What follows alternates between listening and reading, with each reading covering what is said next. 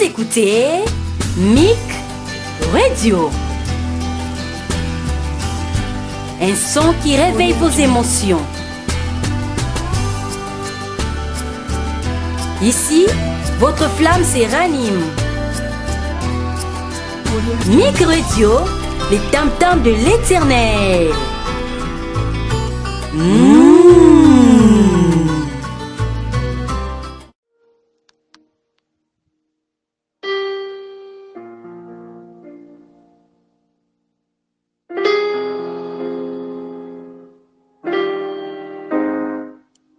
Shalom mes bien-aimés, je vous salue tous dans le nom merveilleux du Seigneur Jésus. Nous méditons sur la parole du Seigneur avec un thème: comment arriver au ciel? Est-ce possible? Nous attendons l'enlèvement du Seigneur. Jésus vient bientôt. Et qui sont ceux qui seront disponibles ou ceux qui auront la grâce d'entrer au ciel? Prions le Seigneur pour que ce message nous donne la réponse et que cette réponse nous donne la capacité et surtout l'assurance comme un gage pour aller au ciel. Prions le Seigneur. Toi, le Dieu des esprits des prophètes, Seigneur Jésus, nous venons bénir ces instants et nous voulons méditer sur ta parole afin d'apprendre comment t'atteindre, comment arriver dans tes dimensions célestes pour y vivre éternellement. Alors ce temps est béni, Seigneur. Enseigne-nous tes voies, comme l'a dit le psalmiste. Enseigne-nous ta parole. Oh Jésus.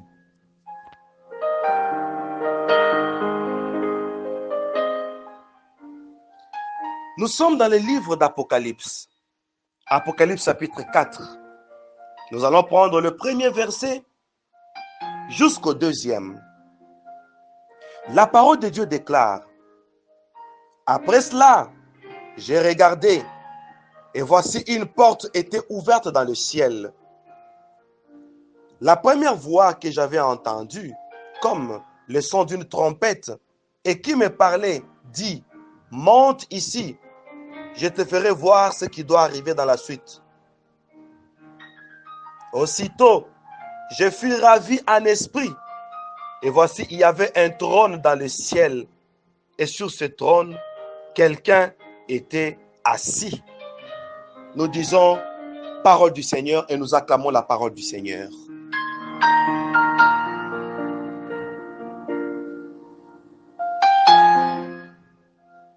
Bien-aimés, le deuxième verset à la dernière partie, on dit: et voici, il y avait un trône dans le ciel, et sur ce trône, quelqu'un était assis. Il y a trois choses qui nous donnent un schéma auquel nous pouvons facilement arriver au ciel. La clé du ciel et le schéma du ciel n'a que 3 degrés seulement. Et c'est tout, on peut voir le ciel. Le schéma du ciel, notre sous-thème. Le schéma du ciel a 3 clés ou 3 degrés. Le premier degré, c'est la porte. Et je fus ravi en esprit. Or, avant d'être ravi en esprit, comme 3e degré, il faut d'abord la porte. Le verset suivant, on nous dit: il a entendu une voix au son de la trompette. Oh mon Dieu! Et enfin, c'est le ravissement en esprit. Alors pour ceux qui écrivent, pour être concret, les 3 degrés qui nous donnent le schéma du ciel, c'est la porte. 2, la voix au son de la trompette. Et 3, les ravissements en esprit. Et directement, on est au trône. Oh mon Dieu! Et nous allons analyser Apocalypse 4, 1 à 2, point par point. La première chose, le passage biblique nous dit, et nous devons le souligner: après cela, je regardais et voici, une porte était ouverte dans le ciel. Limitons-nous d'abord par là. Pourquoi une porte est ouverte dans le ciel? Parce qu'il y a quelqu'un qui doit adhérer là où il y a le trône. C'est aussi la prophétie de l'enlèvement. Pour arriver au trône, comme Jésus a dit, voici, je vais vous préparer une place, afin que là où je suis, vous y soyez aussi. Maintenant, pour arriver là où on a préparé une place, là où il y a le trône majestueux divin, la première chose, une porte.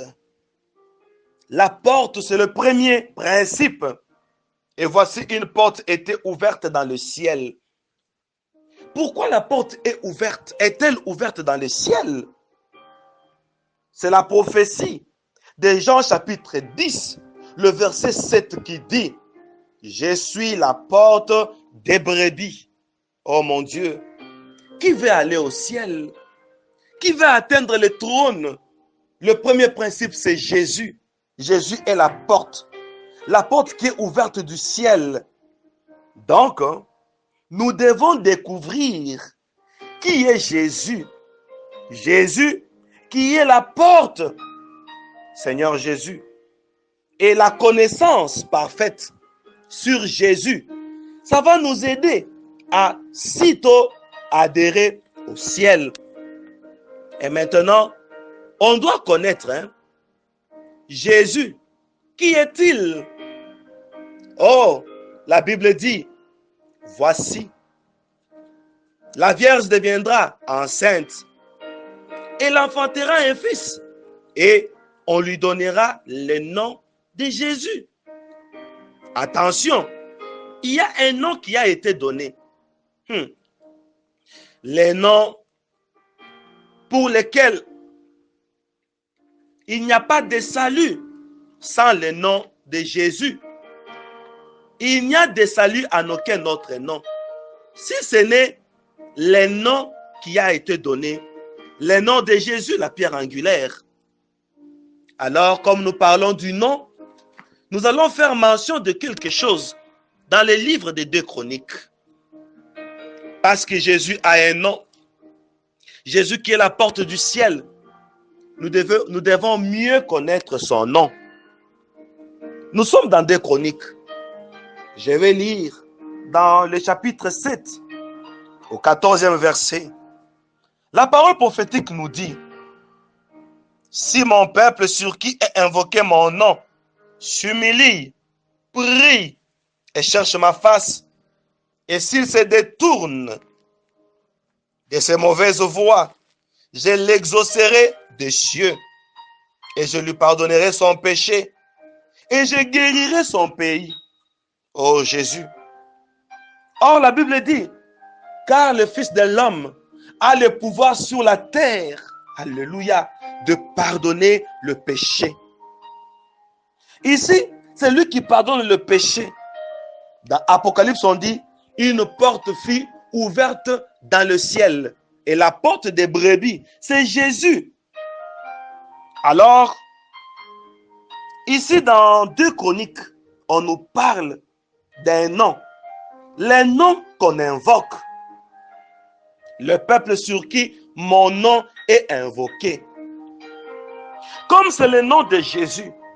Or, Jésus, c'est lui la porte. Nous devons faire une différence. La part des choses. Qu'est-ce que nous faisons de ces noms? Est-ce que nous appelons le nom de Jésus ou nous invoquons le nom de Jésus? Et je peux encore ajouter, devons-nous appeler Jésus ou devons-nous invoquer Jésus? Quand on sait l'invoquer, la porte du ciel s'ouvre. 2 Chroniques 7,14 tranche le problème pour dire, quand le peuple s'assemble, c'est le nom du Seigneur qui doit être invoqué. Parce qu'il y a une différence entre appeler une personne et invoquer. Parce que quand on appelle, on fait mention à quelqu'un. On fait mention à un être humain. Mais quand on invoque une divinité. Donc, nous devons mieux connaître Jésus. Jésus doit être invoqué. Et quand on l'invoque, c'est une divinité qu'on invoque. Et la Bible déclare, quiconque invoquera le nom du Seigneur sera sauvé. C'est ça le rôle de Romains 10, 13. Romains 10, 13. Nous devons invoquer le nom du Seigneur. Pourquoi? Pour qu'il vienne seulement répondre à nos besoins. Pour qu'il vienne seulement nous donner ce que nous cherchons. Ou nous invoquons le nom du Seigneur pour être sauvés. Quiconque invoquera le nom du Seigneur sera sauvé. Voilà l'accomplissement de 2 Chroniques 7, 14. Si le peuple sur qui mon nom est invoqué, nous invoquons le nom du Seigneur pour être sauvés. Donc, on ne doit pas appeler le Seigneur pour des banalités. Oh, bien-aimé. Et dans Exode chapitre 20, le verset 7, la parole prophétique nous dit, tu n'invoqueras pas en vain le nom du Seigneur. Et je suis obligé de lire ce passage. Je suis dans le livre d'Exode. Je vais lire le chapitre 20 et le verset 7. Je lis au nom de Jésus, la parole prophétique. On dit, tu ne prendras point le nom de l'Éternel ton Dieu en vain, car l'Éternel ne laissera point impuni celui qui prendra son nom en vain. C'est quoi prendre le nom de Dieu en vain? Et dans plusieurs versions, on a tordu le sens de ce passage où on dit, tu ne citeras pas en vain le nom du Seigneur. Or, on n'a pas parlé de citer. Les textes hébreux parlent du verbe prendre. Et comment peut-on prendre le nom du Seigneur? C'est quand on s'appelle un chrétien. Un chrétien, c'est comme un Éphésien, comme un Colossien, celui qui habite à Colosse, celui qui habite à Corinthe, on l'appelle le Corinthien. Celui qui habite à Éphèse, on l'appelle Éphésien. Et celui qui dérive de Christ, on l'appelle un chrétien. Et dans un ancien terme, on les appelait les chrétiens. Et le fait d'être appelé chrétien, on a pris le nom de Christ. On dérive de Christ. Et qui est celui qui prend le nom de l'Éternel en vain? C'est celui-là qui se proclame chrétien. Un chrétien aussi veut dire celui qui dérive de Christ. Et Christ, c'est un oint, c'est-à-dire un chrétien, c'est un peuple mis à part. Un chrétien, c'est un peuple oint, et il est oint pour. Voilà comment nous avons pris à vain le nom de l'Éternel, en nous appelant chrétiens, et en n'étant pas oint. Et on est oint pour être mis à part, pour ne pas ressembler à ce monde. Comme la Bible dit, n'aimez point le monde. Voilà la première condition. La première condition pour aller au ciel, c'est la porte. Et la porte, c'est Jésus. Et Jésus a un nom qu'il faut invoquer. Quand on appelle, c'est une personne. On appelle quelqu'un pour venir nous secourir. Mais quand on invoque une divinité, c'est pour être sauvé. Quand on invoque une divinité, c'est prendre le nom de Jésus en étant chrétien. Oh mon Dieu!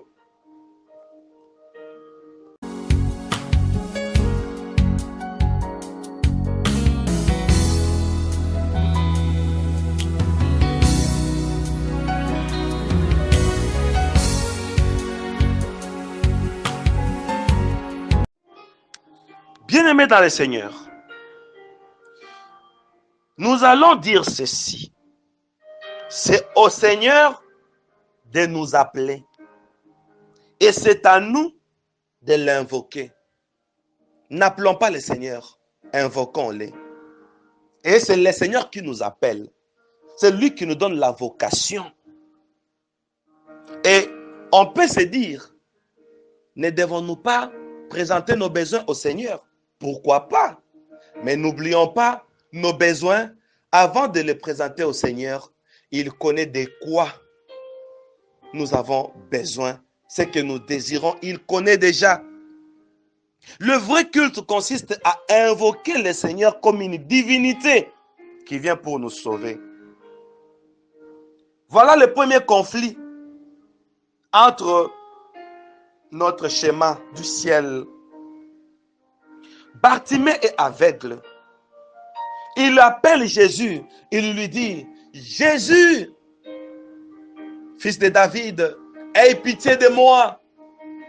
Jésus s'est arrêté. Alléluia.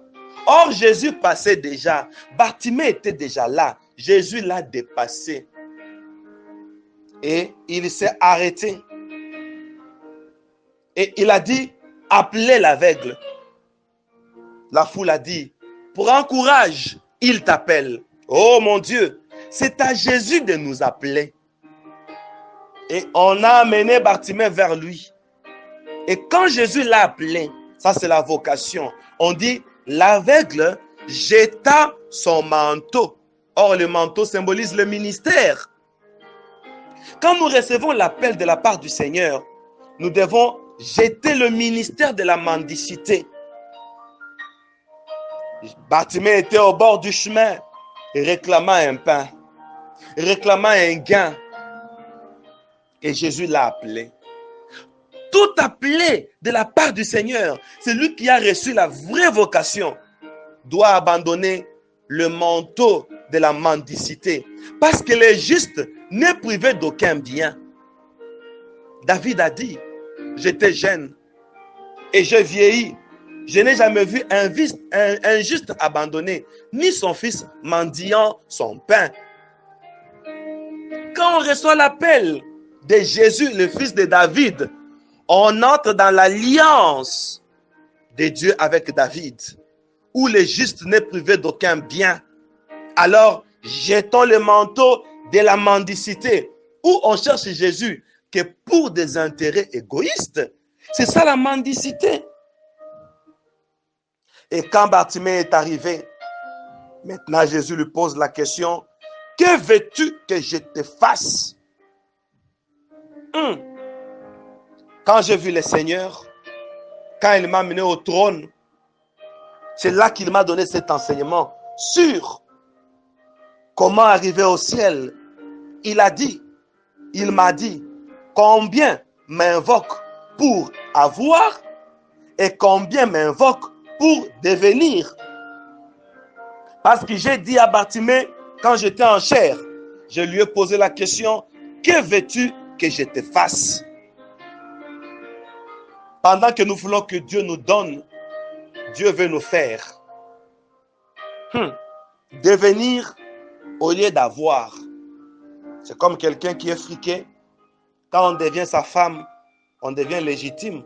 Tous ces biens nous appartiennent. C'est ce que Dieu veut, que nous devenions.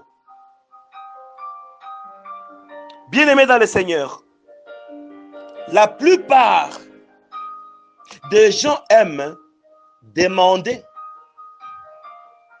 au Seigneur pour qu'il leur donne quelque chose, mais ils ne veulent pas que le Seigneur leur fasse devenir. Continuons avec l'enseignement. Le chemin du ciel, le premier niveau. Continue à découvrir la porte. Ça, c'est la prophétie de Jésus. Il faut découvrir Jésus. Il faut découvrir la mission de Jésus. Et le deuxième degré, pour aller au ciel, là nous rentrons dans notre texte de base. Apocalypse chapitre 4, verset 1er jusqu'au 2e. La parole prophétique déclare. Après cela, j'ai regardé et voici une porte était ouverte dans le ciel. La première voix que j'avais entendue, comme le son d'une trompette.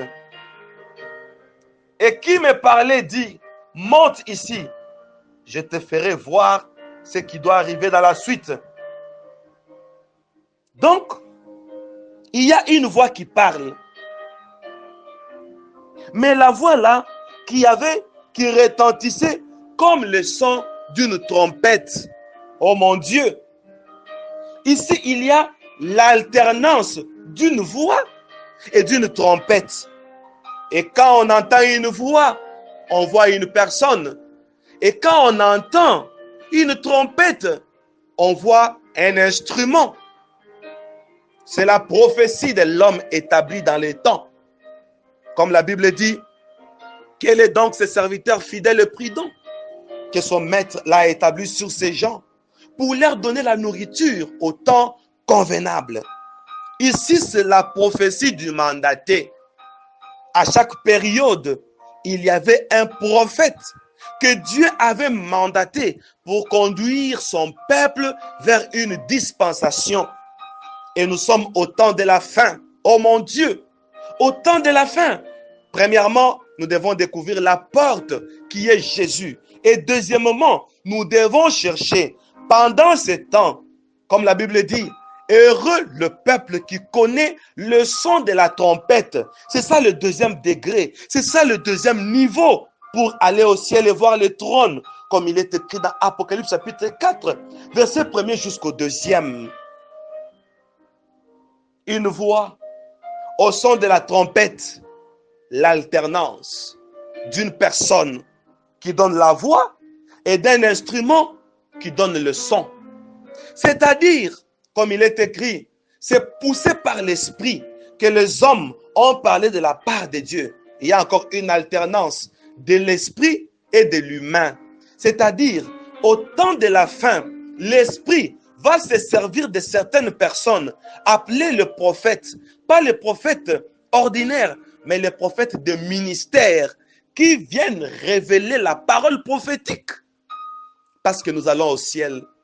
Ils viennent nous révéler la parole cachée, c'est-à-dire, ils viennent briser les sceaux sur le temps de la fin. Mais dommage, ceux qui se sont prétendus être des prophètes ont dit que c'est eux qui viennent apporter la révélation sur le sceau. Et ils disent que les sceaux ne sont pas révélés. Oh mon Dieu. Or, le rôle du prophète, c'est de révéler les sceaux. On a dit à Daniel, c'est les livres. Jusqu'au temps de la fin. Plusieurs le liront. Et la connaissance augmentera. Et la Bible dit, heureux le peuple qui connaît le son de la trompette. Pendant ce temps de la fin, nous avons besoin des prophètes. C'est ça la deuxième révélation, ou le deuxième degré, ou la deuxième condition, voulais-je dire.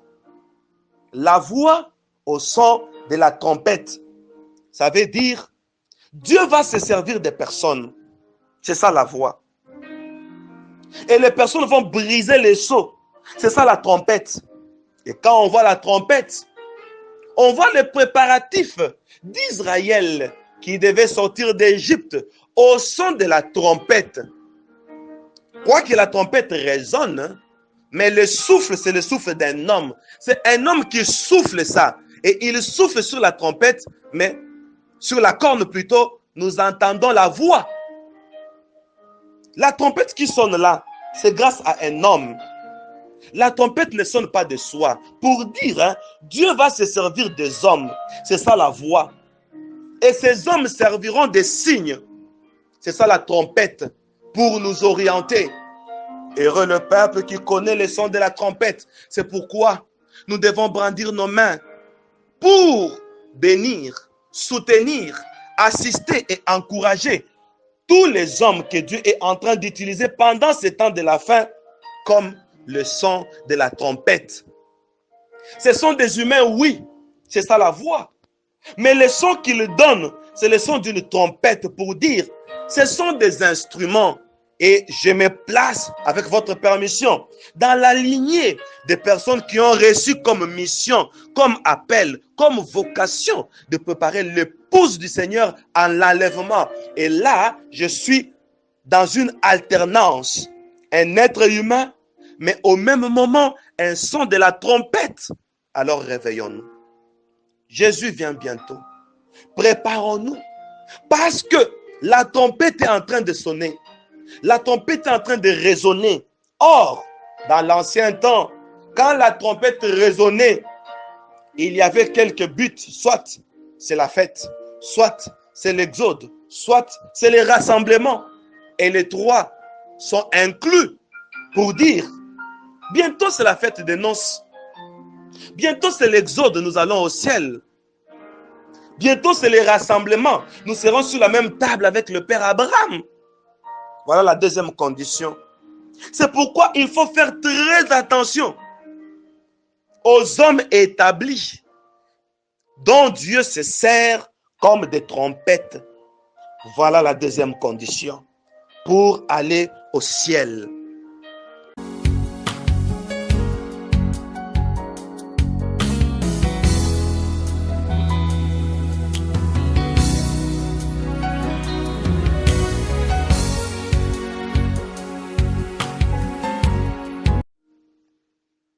Bien-aimés, ça c'est la parole du Seigneur. Elle nous édifie. Notre passage de base toujours, Apocalypse chapitre 4, verset 1er jusqu'au 2e. Après cela, je regardais et voici, une porte était ouverte dans le ciel. Prophétie de Jésus. La première voix que j'avais entendue comme le son d'une trompette, une voix, mais qui donne le son d'une trompette, c'est-à-dire l'homme établi. C'est un homme, mais un instrument. La voix, on voit un homme. La trompette, on voit un instrument, mais en alternance. Et qui me parlait dit, monte ici et je te ferai voir ce qui doit arriver dans la suite. C'est ça l'objectif.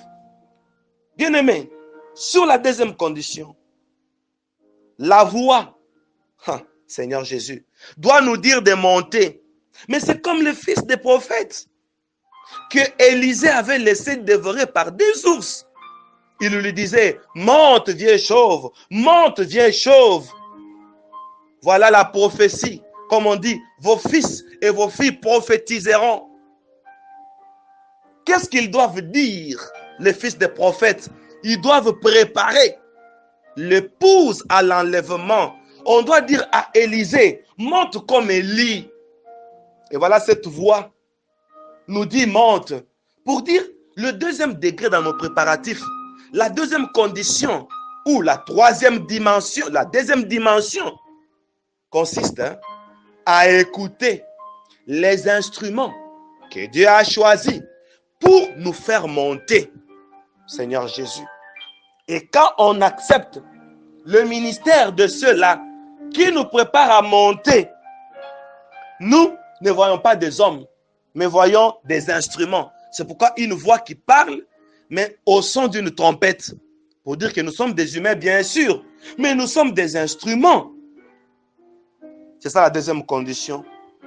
Et quiconque nous accepte, quiconque accepte le prédicateur du temps de la fin, il est au deuxième escalier vers le trône. Et quel est le troisième escalier? La parole nous dit, oh mon Dieu, aussitôt, je fus ravi en esprit. Et voici, il y avait un trône dans le ciel. Pourquoi on commence avec cet adverbe? Aussitôt. Nous sommes dans les temps. C'est plus rapide, premièrement, quand on découvre Jésus comme une porte. Aïe, aïe, aïe.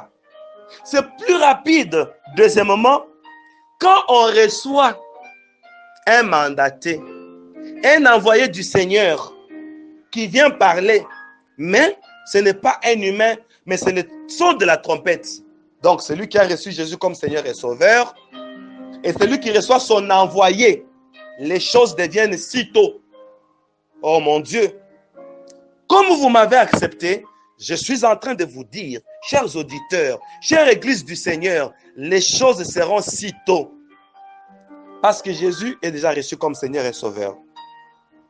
Son envoyé a déjà parlé et le monde est en train de nous écouter. Donc, sitôt, on dit, je fus ravi en esprit. Comme troisième degré pour aller au ciel, c'est le ravissement en esprit. Pourquoi le ravissement en esprit? Pour dire, quand on a déjà gagné Jésus, c'est ça la porte. On a reçu un bon pasteur qui nous parle du temps de la fin. C'est ça la voix au son d'une trompette. La troisième chose, c'est une conséquence. On dit, et aussitôt, la conséquence. Je fus ravi en esprit. Le ravissement en esprit, qui veut dire, l'heure vient. Et elle est déjà venue, où les vrais adorateurs adoreront le Père en esprit et en vérité. Ce qui veut dire encore que notre niveau spirituel, comme troisième condition, troisième degré, troisième commandement ou troisième ordre pour aller au ciel, le niveau spirituel. Et le Seigneur nous avait dit, les jours de l'enlèvement, sachez-les. Là, nous sommes en 2007. Chaque fois que nous sommes dans les cultes, à l'église, le rassemblement, c'est un ajout d'une dimension qui ne fait que s'accumuler à nous. Chaque jour, le Seigneur nous donne une dose de sa présence, de l'esprit. Et les jours de l'enlèvement, la dernière dose viendra pour faire la totalité sur la dimension spirituelle que nous avions déjà. C'est pourquoi un jour, quand Dieu descendait dans Messianic International Church en 2007 à Kinshasa, il nous a posé une question. Qu'est-ce que vous sentez? Oh mon Dieu, d'après le Seigneur, nous devons nécessairement sentir une présence surnaturelle, surtout une présence spirituelle augmentée en nous. C'est cette présence-là, cette sensation-là de l'esprit en nous qui fera que le jour de l'enlèvement, la dose que le Seigneur va envoyer puisse nous saisir et se rassembler à ce que nous avions déjà, bien entendu, reçu à l'église. Pendant nos rassemblements occultes, ça va faire une totalité et nous serons enlevés. C'est ça le principe de l'enlèvement. Et nous irons voir Jésus. Et je fus ravi en esprit. Voilà comment on peut arriver au ciel. Le schéma du ciel. C'est tant ici, notre niveau spirituel doit augmenter. Dans nos prières, dans nos retraites, dans nos cultes, nous devons invoquer le Seigneur pour qu'il augmente notre niveau spirituel. Parce que c'est ça la troisième condition pour arriver au ciel. Merci de votre attention. Que le Seigneur vous bénisse. Et ma prière est que chacun de nous puisse vivre ces choses afin de vivre éternellement avec Jésus au ciel après notre enlèvement, l'enlèvement prévu pour l'épouse du Seigneur à l'église. Alors soyez bénis.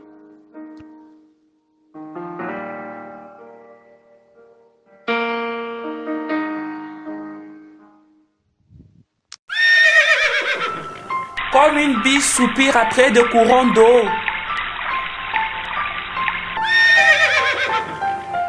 Ainsi, mon âme soupire après toi, ô Dieu.